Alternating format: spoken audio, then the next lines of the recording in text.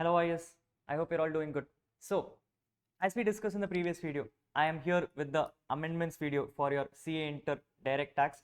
This is specifically for your Jan 2025 exams. This is specifically for your Jan 2025 exams. Now, there is a specific reason why I've come this late, people. I know your exams are just around the corner, but I wanted to come forward to this. There is a very simple reason. I was waiting for the September suggested answers to come in. Yes, there was a lot of different interpretations which ICA has made in the September exams, and therefore I wanted to really wait for it, and that is why this video is extremely critical for all the students who are going and appearing for Jan 25. Whether you have studied from me, whether you have studied from another faculty, it does not matter, people. I can assure you there will be at least this one amendment which you would not have been informed till date. So therefore this video is extremely important for you the end. Yes, while I will be also trying it from my best, for those students who have already started watching the video, there will be one small request. As and when you see the amendment, if you can just put a timestamp for your other friends also to look at it, it will become easier. Yes, you help one student, they will put the next timestamp and we can go forward from there. Yes, while I also do it from my end, I would request you also do it so that you can also benefit yourself in case you want to watch it in the future. I'm not going to be wasting much time after this, people. Let's quickly dive into the topics and let's understand what are the critical amendments for your Jan 2025. There are not much, but there are important amendments, and therefore let's focus on those. I'll not be going in through sums and everything because that would be lengthy process, especially now that you have already come far. I just wanted to highlight the critical things for you, and therefore we're going to discuss on those things. Yes, on that note, people, let's start quickly. I don't have any amendments to discuss with you from chapter number 1, which is your basics of income tax. So I'm going to take a forward from there. I am moving on to my chapter number 2, which is your rates of taxes. Yes, what are the critical amendments in your rates of taxes, people? First thing which you need to know is that you have amendment relating to your online winnings. An amendment relating to your online winnings. The amendment which comes and clarifies that going forward, if you have any online winnings, it will be taxable at the rate of 30%. It will be taxable at the rate of 30%. The rule is very simple. You're only going to tax what you win.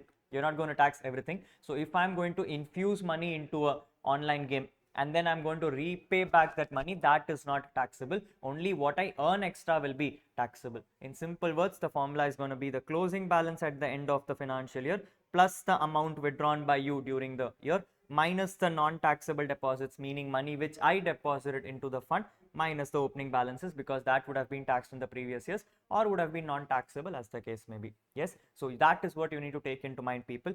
Critical thing for you to know, these are the only 4 components which are part of your computation. If you are going to have any other expenses like commission, brokerage, any other referral fees, all those kind of expenses are going to get fully ignored. You cannot claim those as deductions. That has to be fully ignored of for the purpose of computation. Do not take those into consideration. Those are ignored.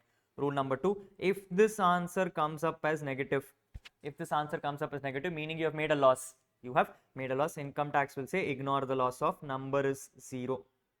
Ignore the number, and therefore number is 0, which means if you have profit, you pay tax at 30%. If you have a loss, income tax will say ignore the loss of, you are not getting the loss benefit. Yes, amendment number 1 from your tax perspective. September 25 had an amendment question on this. Funny thing, what happened, ICA came and notified saying all options which they gave was wrong.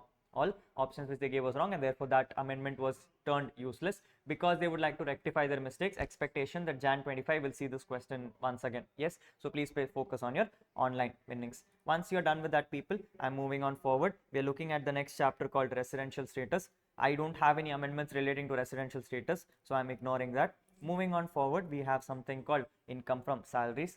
2 critical amendments for you people here. Critical amendment number 1, leave encashment has an extraordinary limit of 25 lakhs now notified.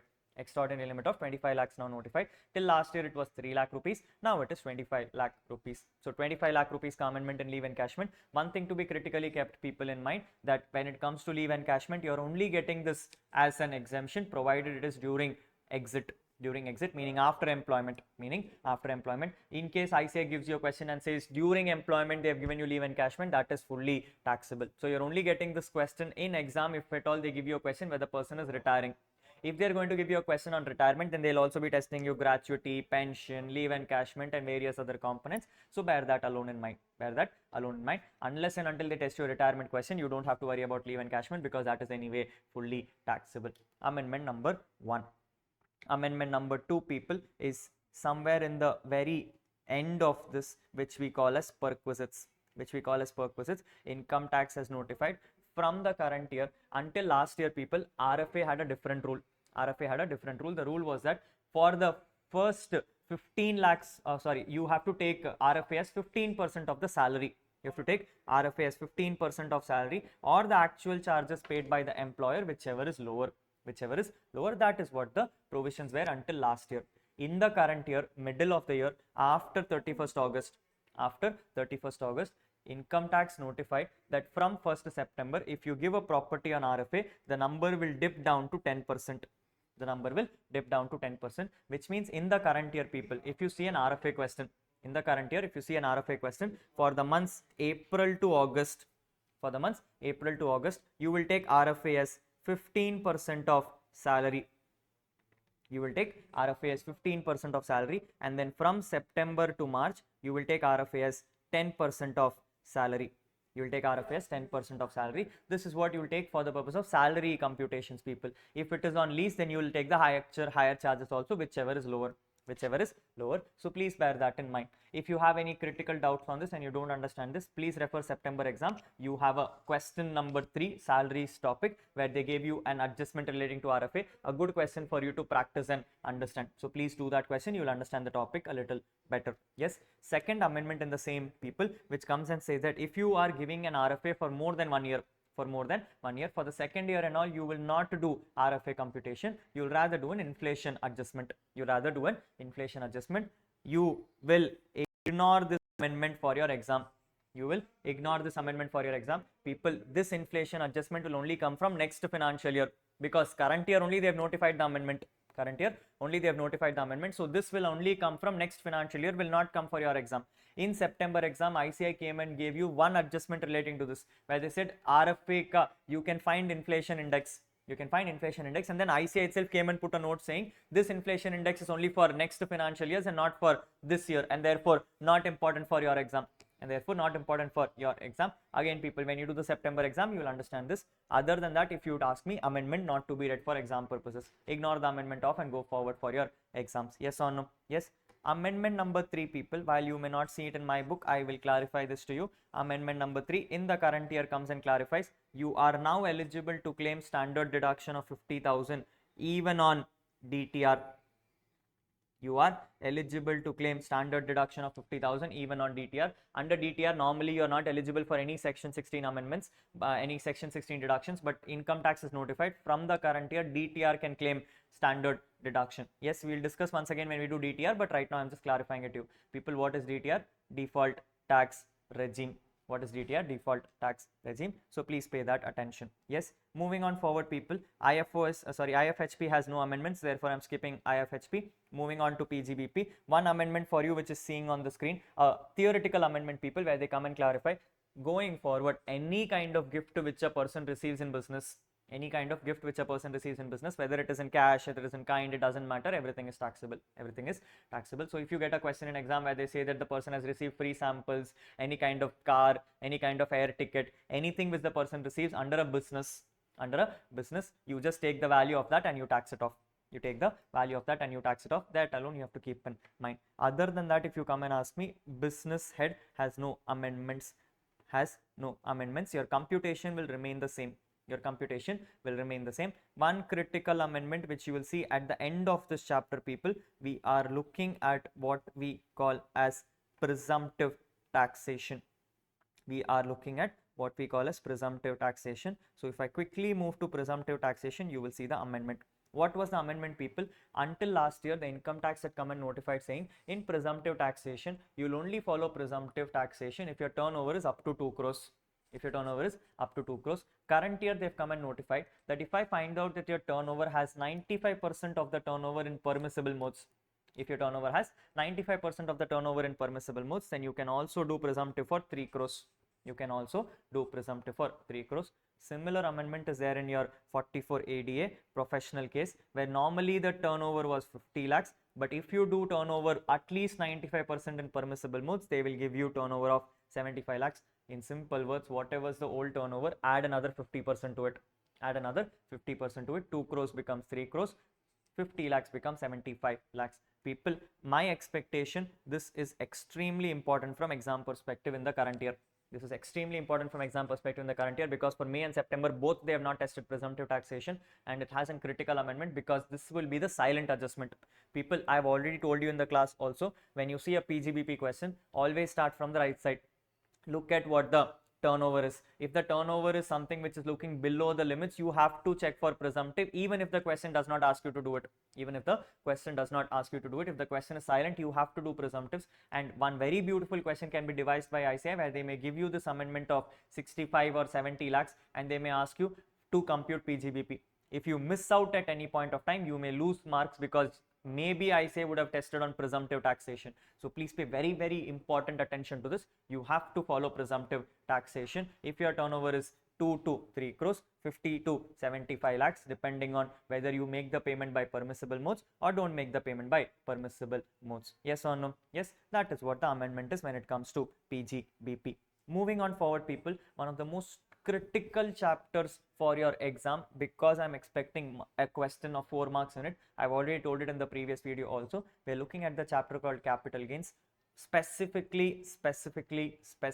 from immobile property. Yes, immobile property Puerto Rico people, income tax has come and notified some critical amendments. Amendment number 1, which you see on point number D, it says any kind of interest on loan which is taken for a house property which is already claimed as deduction under IFHP or chapter 6A will be ignored for the purpose of computing cost of acquisition or cost of improvement.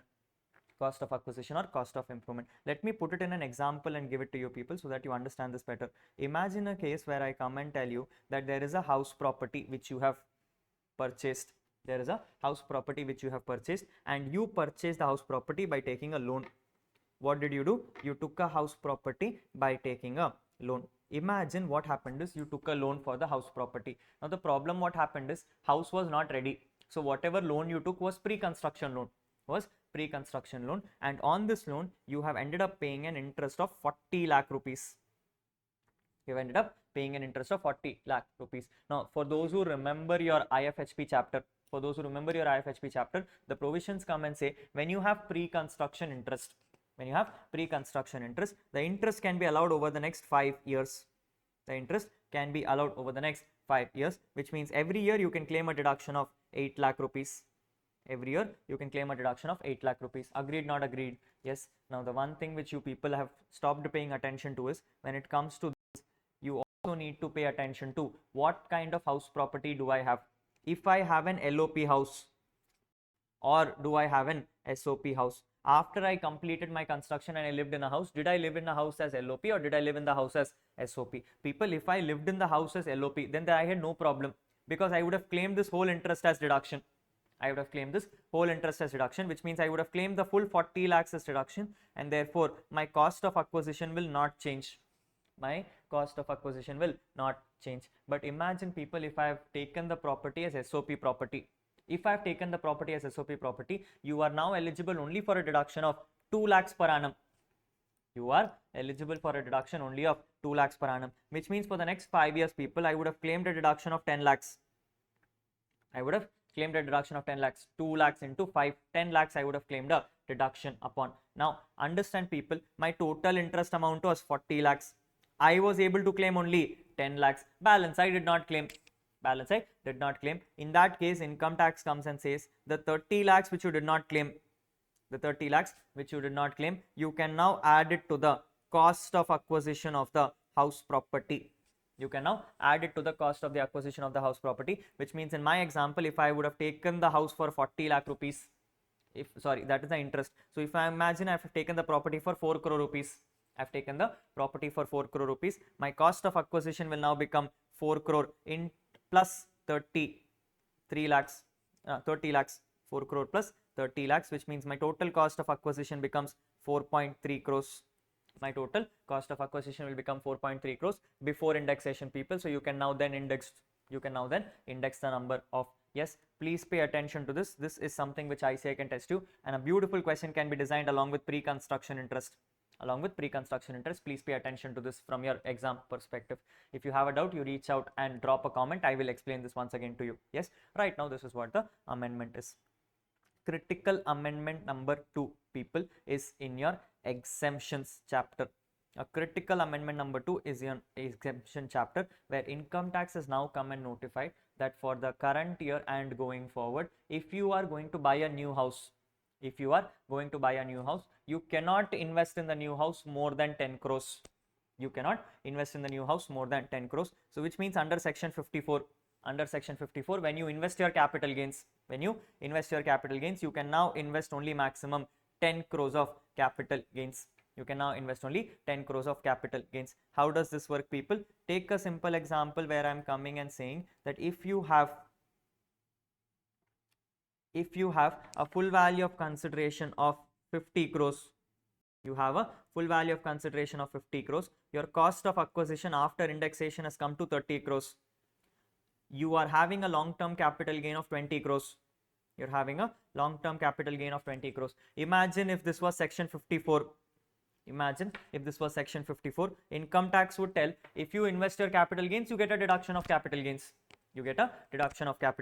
Which means if I invest 8 crores, I would have got 8 crores ka deduction. If you invest 10 crores, you would have got 10 crores ka deduction.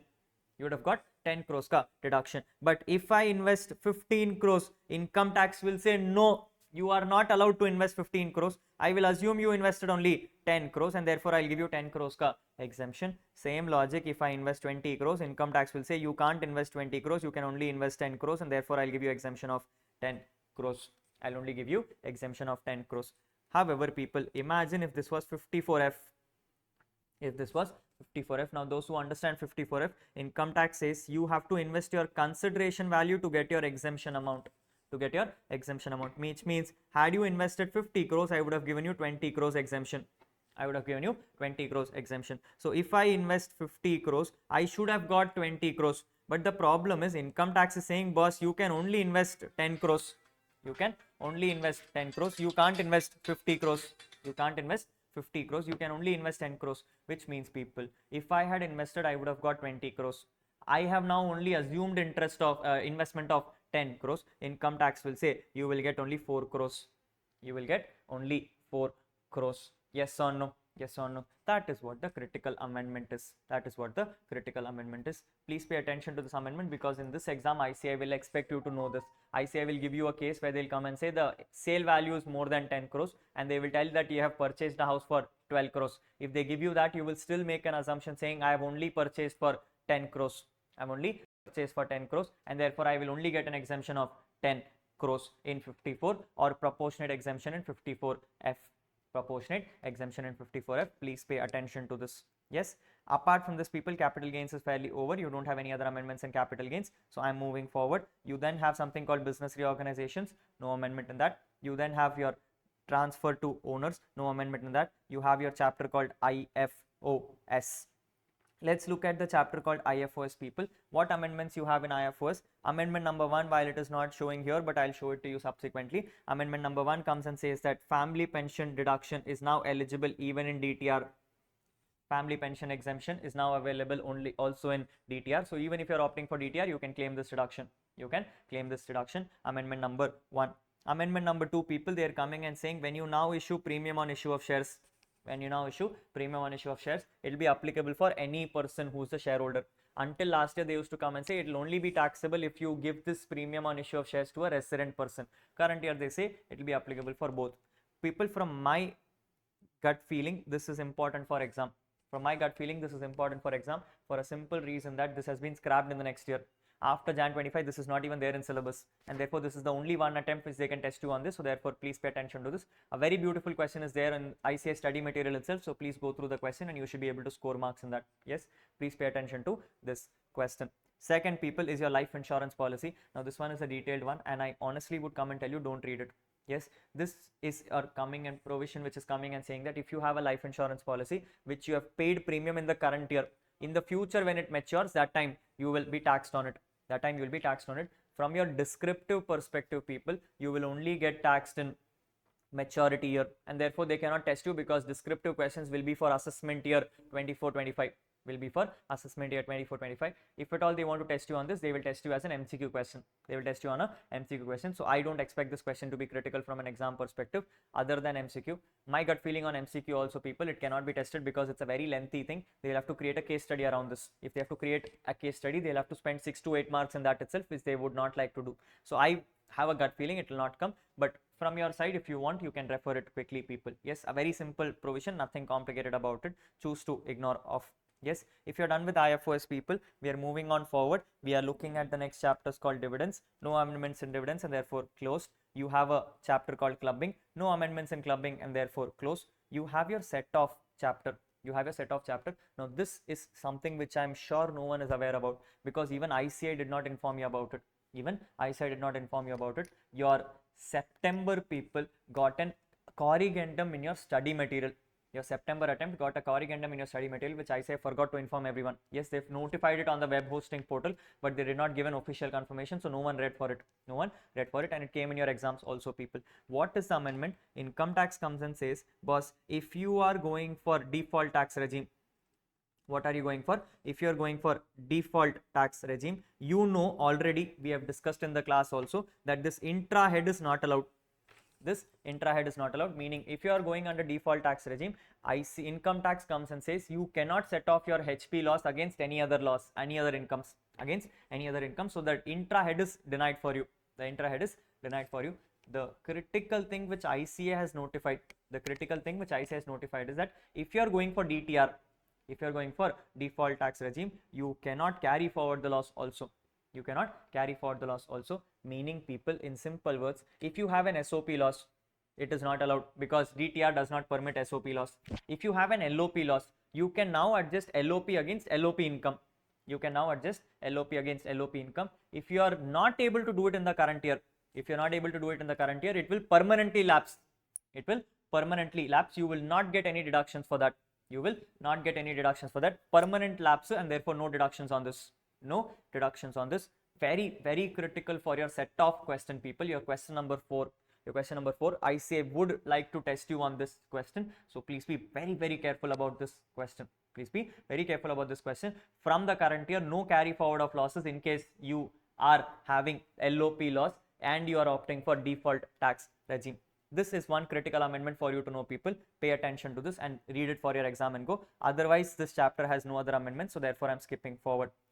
Chapter 6A, people, no critical amendments except for something called Agnipath scheme. Now, I don't have an opinion, but I would come and say this is not important for exam because this is only for government employees. ICA has stopped testing government employees after a point of time, so therefore not critical. If you want, you can pause the video and look at it quickly. Agnipath scheme, what kind of deductions are eligible?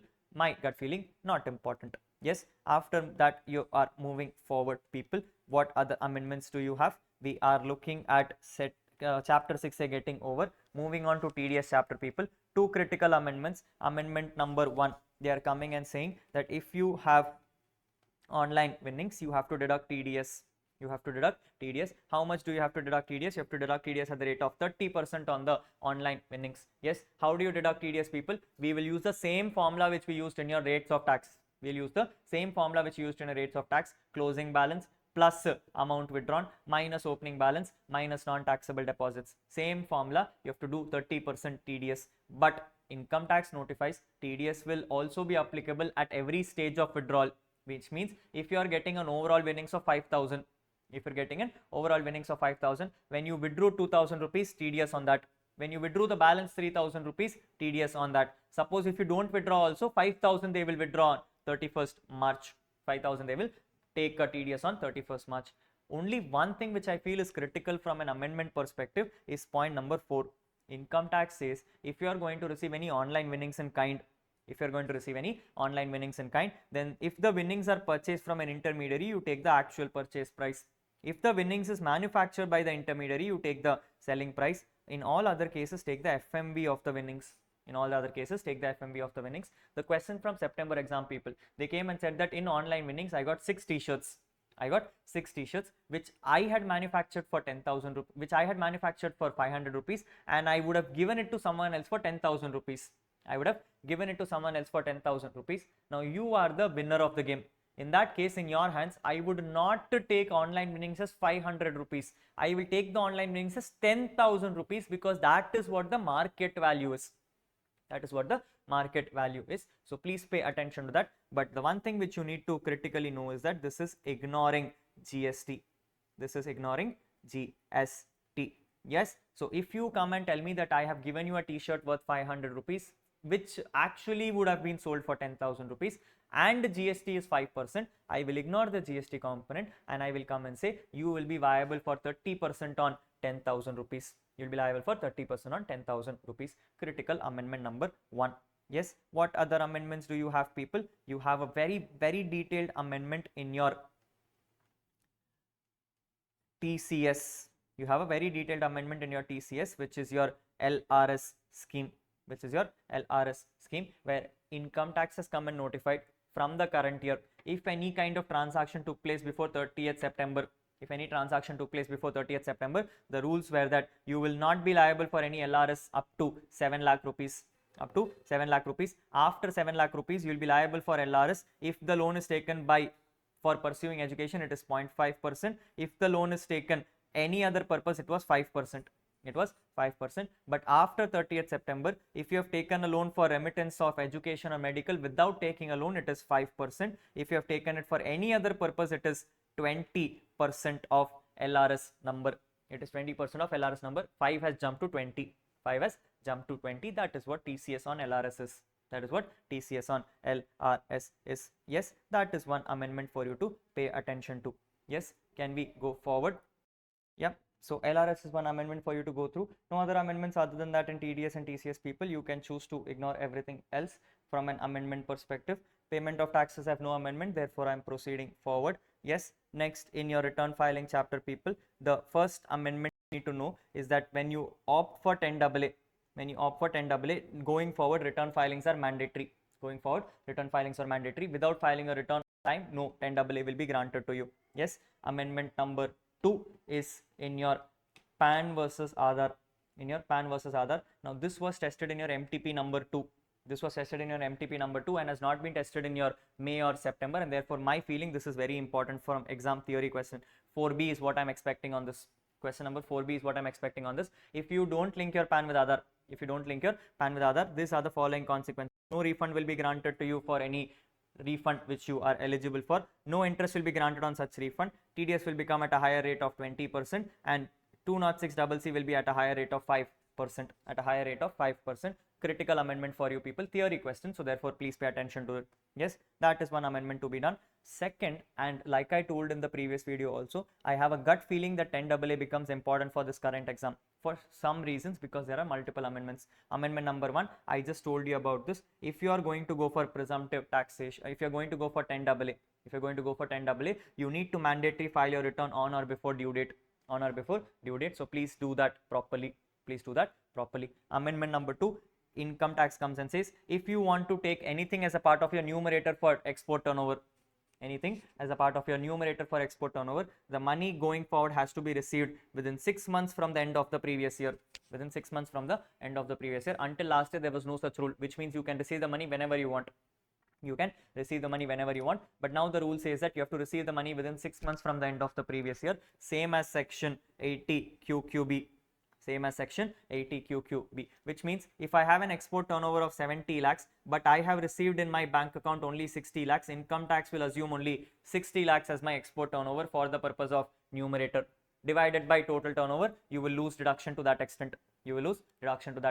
But I say income tax also gives you a levy, where income tax comes and says even if you don't receive the money within 6 months, it is sufficient that you receive the money in your bank account, which is maintained outside India.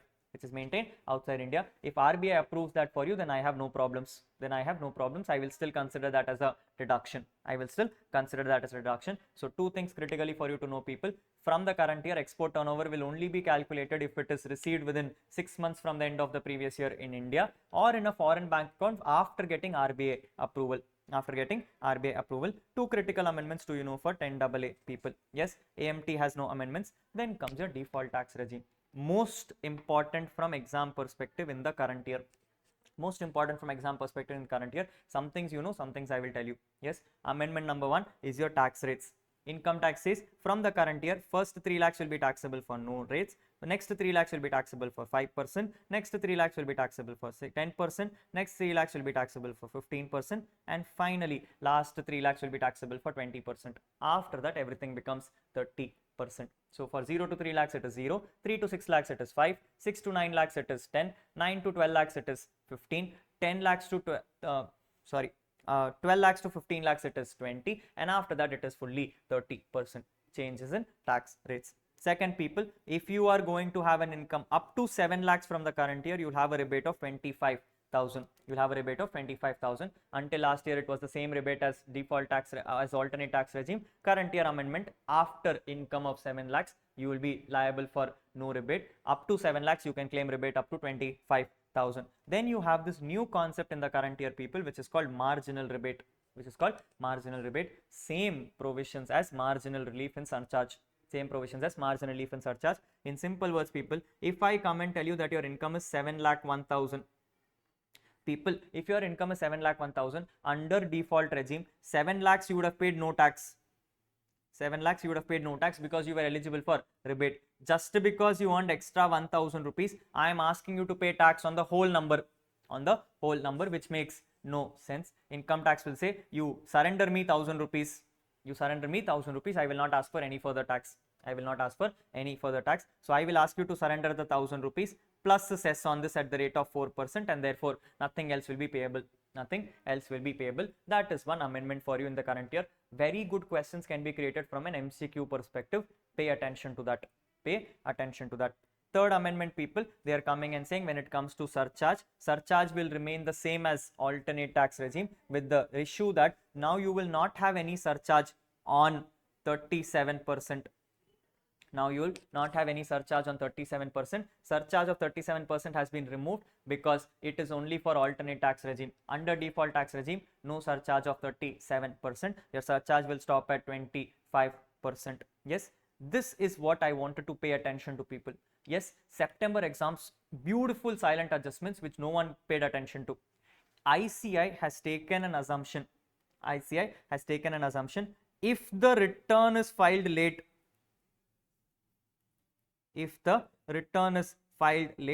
ICI makes an assumption that the person can only opt for default tax regime. If the person files his return late, ICI makes an assumption that the person can only opt for default tax regime. I want you to mark this as important. Very, very critical from an exam perspective, people, where ICI is coming and saying, boss, if you have not filed your return on time, you would have not opted for alternate. And the rules of income tax come and say that you should have filed a form to opt for alternate.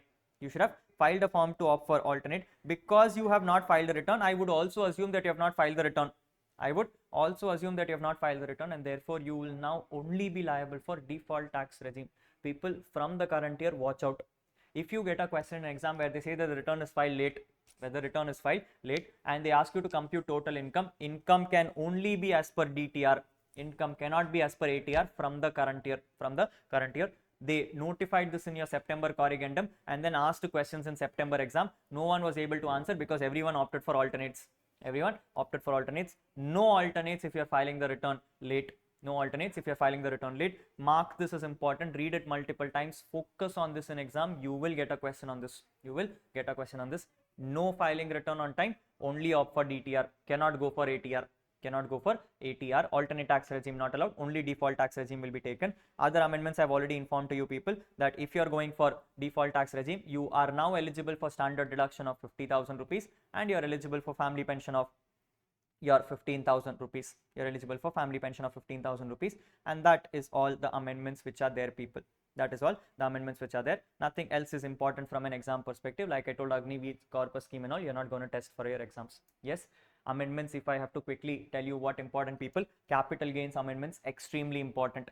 Default tax regime amendment, extremely important, especially the piece that if you're not filing the return on time, you have to only file default tax regime. And second thing, if you have an HP loss, you can only set off against HP income. If you're not able to set off in DTR, no carry forwards itself, permanent loss. permanent loss. Two critical amendments for you to know. And in capital gains, the amendment that if you're not able to claim your interest on loan, you can add it to your cost of acquisition. Third amendments of your salaries people, RFA amendment and your leave encashment amendment. RFA amendment and your leave encashment amendment. These are some very, very critical amendments for you to remember from exam perspective before you go for your January exams. Please ensure that you go through these amendments once again and do it carefully. It will be really helpful for you to do it. In case you have time, people, and I'm not forcing it on you, in case you have time, I have prepared a very beautiful mock test question paper this time covering major of the amendments, and I'm going to leave the link on this in the comment section. I'm going to leave the link of this in the description and the comment section. Feel free to go through and solve that paper. I will also attach the answers separately on this so that you can check if you remember the amendments and if you understood what we discussed in today's class.